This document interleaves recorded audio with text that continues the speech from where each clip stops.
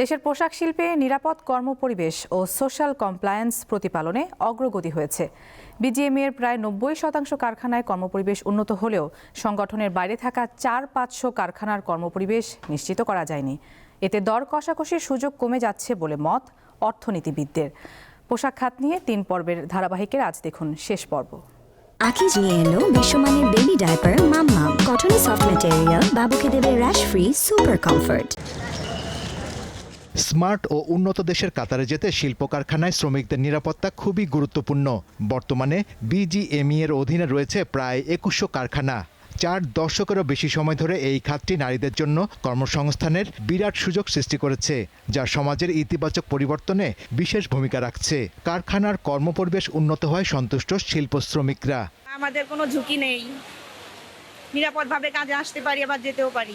এখানে আমাদের ট্রেনিং দেওয়া হয়, অগ্নি নিরাপত্তার জন্য ট্রেনিং দেওয়া হয়। ট্রেনিং থেকে আমরা অনেক কিছু শিখতে পারি। শিল্প মালিকরা বলছেন, নিবন্ধিত কারখানাগুলোর মধ্যে প্রায় ৯০% কর্মপরিবেশ ভালো। বিজিএমইএর মেম্বারদের ক্ষেত্রে বলতে পারি যে আমরা অলমোস্ট সবাই কমপ্লায়েন্ট। আমি 100% কথা বলবো না, 90% মতো আমরা কমপ্লায়েন্ট। ছোট অনেক ফ্যাক্টরি এবং গায়ে গায়ে লাগানো ফ্যাক্টরি, তো এগুলো তো কমপ্লায়েন্ট না এবং আনসেফ, অফকোর্স আনসেফ আমি বলবো সেই সব ফ্যাক্টরিগুলো।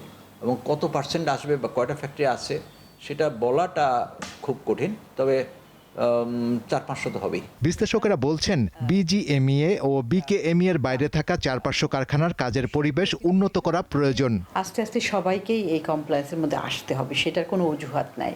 সেই ক্ষেত্রে তাদের ধরেন যদি কোনো ধরনের ঋণ সুবিধা, ঋণ সহায়তা প্রয়োজন পড়ে, সেটার ক্ষেত্রে সরকার সুবিধা দিতে পারে। এই যারা কমপ্লায়েন্ট হয়নি তাদের পুরো দায়ভারটা কিন্তু এখন নিতে হচ্ছে কমপ্লায়েন্ট ফ্যাক্টরিগুলোর উপরে, এবং ওই যারা অল্প কিছু যে নন কমপ্লায়েন্ট ফ্যাক্টরি আছে তাদের কারণে যে বড় সমস্যা হচ্ছে সেটা হলো আমরা কিন্তু সেরকম দাম পাচ্ছি না। পোশাক খাতের টেকসই উন্নয়নে সংশ্লিষ্ট সকল স্টেক হোল্ডারদের সক্রিয় ভূমিকার উপর জোর দেন বিশ্লেষকেরা।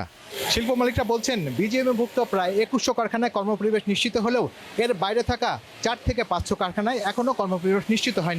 এগুলোর ব্যাপারে সরকারকে আরও মনোযোগী হওয়ার পরামর্শ দিচ্ছেন বিশেষজ্ঞরা।